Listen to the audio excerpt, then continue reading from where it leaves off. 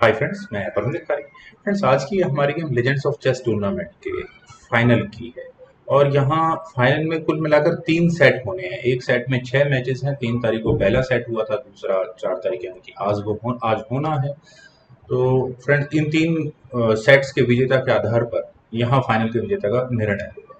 तो फ्रेंड्स, आज की हमारी गेम इसी फाइनल के एक इंटरेस्टिंग राउंड की है। हालांकि फर्स्ट सेट मैग्नस कार्लसन ने जीता है, लेकिन एक गेम जो यान नेपोनियात्सी ने काफी खूबसूरती से मैग्नस कार्लसन से झटकी थी, वो देखने लायक है। काफी अच्छी गेम मुझे वो लगी। तो फ्रेंड्स, आइए सीधा इस गेम पर चलते हैं। यहाँ गेम की शुरुआत यान नेपोनियात्सी, दूसरे फाइनलिस्ट इस टूर्नामेंट के, E4 के साथ। C5 यहाँ से सिलेक्ट डिफेंस से मैग्नस कार्लसन ने शुरू किया। Knight F3, D6, E4, C takes D4, knight takes D4, then knight F6। Okay, तो नाइट C3 ऑब्वियस मूव है, देन A6। और अब क्या होगा? मेरे ख्याल से बिशप C4 नॉर्मली होता है, लेकिन यहाँ बिशप C4 ना करके यहाँ नियात्सी ने अपने रुख को G1 स्क्वायर पर लिया। और ये किन कैलकुलेशंस के हिसाब से लिया, अभी मैं कुछ नहीं कह सकता। B5, और B5 का मतलब ब्लैक यानी मैग्नस कार्लसन अपने बिशप को किस एंगल से डेवलप करने वाले हैं, या यहाँ नजर आ रहा है। G4, देन बिशप गया G7 स्क्वायर पर। और प्रेशर तो है यहाँ डायरेक्टली इस E4 पर। मेरा दिमाग कहता है कि इस F1 को आगे पुश कर देना चाहिए, और व्हाइट का जो पॉन स्ट्रक्चर डैमेज हो चुका है उसके साथ उसे आगे बढ़ना चाहिए। लेकिन यहाँ यान नेपोनियात्सी ने G5 किया, नाइट पर अटैक बनाया, तो नाइट टेक C4 होना ही था। कार्लसन क्यों इस पॉन को छोड़ देंगे? Night take C4, bishop take C4, और एक पॉन लीड के साथ यहाँ गेम आगे बढ़ चुकी है। A4। और फ्रेंड्स, यान की आखिर प्लानिंग क्या है? एक पॉन ऑलरेडी डाउन है। अब क्या होगा? आई थिंक E5, नाइट पर अटैक है। नाइट पर अटैक तो बनेगा ही बनेगा। और अब ये गेम किस तरह से आगे बढ़नी चाहिए? इस नाइट को कहाँ बचाया जाएगा?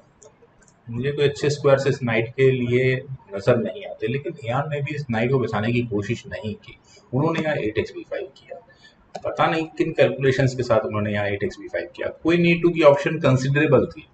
यहाँ मेटल एक्शन को इक्वल करने की कोशिश की जा सकती थी। यहाँ से अगर ये गेम आगे बढ़ती है तो D5 जैसा कोई मूव यहाँ पर पहले मैग्नस कार्लसन चलते, उसके बाद बिशप पर अटैक F3 से बन जाता, E takes D4, then F takes C4, और क्वीन का थोड़ा खतरा, चेक का थोड़ा खतरा होता, बिशप B4 चेक होता। ब्लैक क्लियरली यहाँ एडवांटेज में था। किंग D1 स्क्वायर पर ही मूव करना होता, कैसल के सारे चांस खत्म होते। ब्लैक कैसल करके आगे इस गेम को फर्दर बढ़ा सकता था।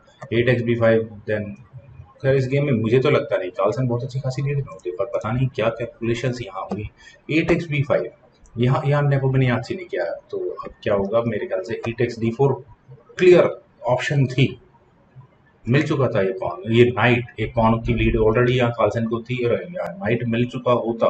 क्वीन टेक्स D4 होता, बिशप पर अटैक बनता, bishop E7, queen E7 square पर आ जाती, और उसके बाद एक मेरे ख्याल से रिजाइन ही करना बनता है यहाँ नेपोनियात्सी का चक्कर। खैर फ्रेंड्स, गेम को देखते हैं। यहाँ इस पॉइंट से गेम में हुआ था बिशप E7।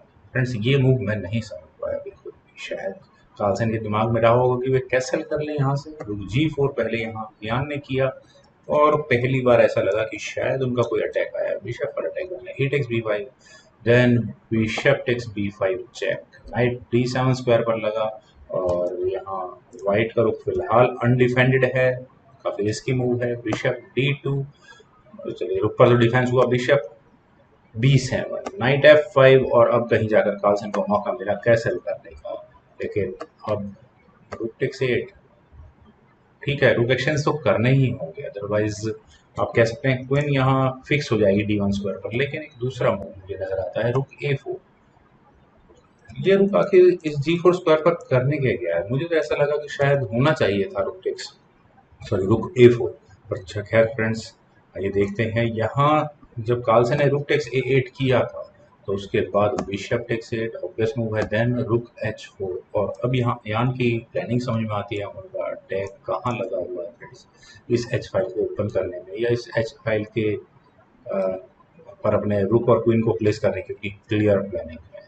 और G6 ऑब्वियस मूव है, नाइट पर अटैक है, और यही सबसे बड़ी प्रॉब्लम है कार्लसन के लिए। थ्रेट सबसे बड़ी प्रॉब्लम यही है कि इस नाइट को यहाँ कम से कम F5 स्क्वायर पर सेटल डाउन ना होने दिया जाए। पर उसके बावजूद भी यान ने यहाँ क्वीन को G4 स्क्वायर के लिए नाइट को नहीं बचाया। क्यों? अगर मान लो यहाँ पॉन टेक्स नाइट होता है, तो उसके बाद ये चेकमेट किस तरह से रुकेगी? मुझे तो लगता नहीं कोई तरीका होगा। तो नाइट तो फिलहाल सेफ है। Night C4 okay, night C4 से कार्लसन के कुछ मूव समझ में आते हैं। यहाँ कार्लसन की प्लानिंग है अपने नाइट को इस तरह से प्लेस करने की कि किसी भी तरह से वो यहाँ अपने किंग आने वाली चेकमेट का प्रोबेबल चेकमेट का डिफेंस कर सके। लेकिन उससे पहले क्वीन H3 यहाँ मियाची ने किया, और अब जाकर मुझे ऐसा समझ में आया कि शायद यान का अटैक डेडली है, और इस अटैक से बचने का सिर्फ एक ही तरीका है जो यहाँ मैग्नस कार्लसन ने किया था, वो था H5। लेकिन यहाँ इस पॉइंट पर H5 होने के बाद ये गेम यहाँ नपमियाची की हो गई थी। दूसरी क्या ऑप्शन है, चलिए दूसरी ऑप्शन कंसिडर करते हैं, बिशप टेक्स D5।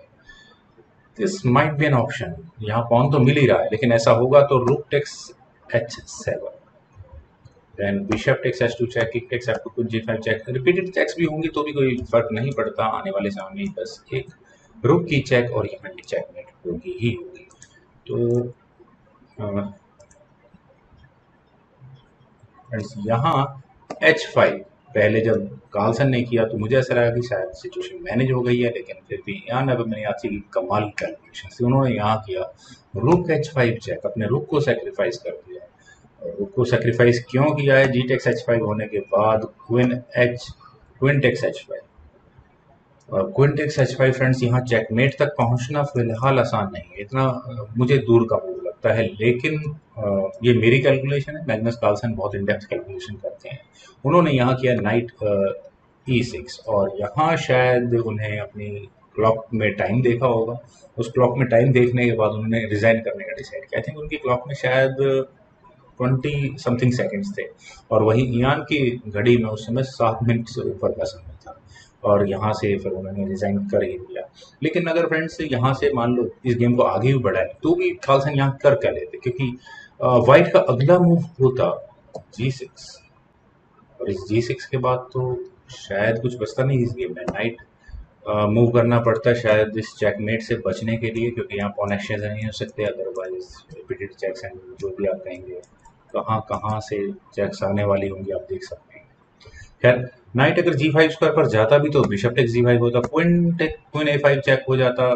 चलिए रिपीटेड चेक्स की ऑप्शन अगर वहाँ पर मेरे ख्याल से कार्लसन कंसिडर करते भी तो बिशप बीच में लग जाता, एक दो चेक्स और आ जाती तो कोई फर्क नहीं पड़ता। ये रिपीटेड चेक्स की ऑप्शन यहाँ बन नहीं पाती मेरे ख्याल से।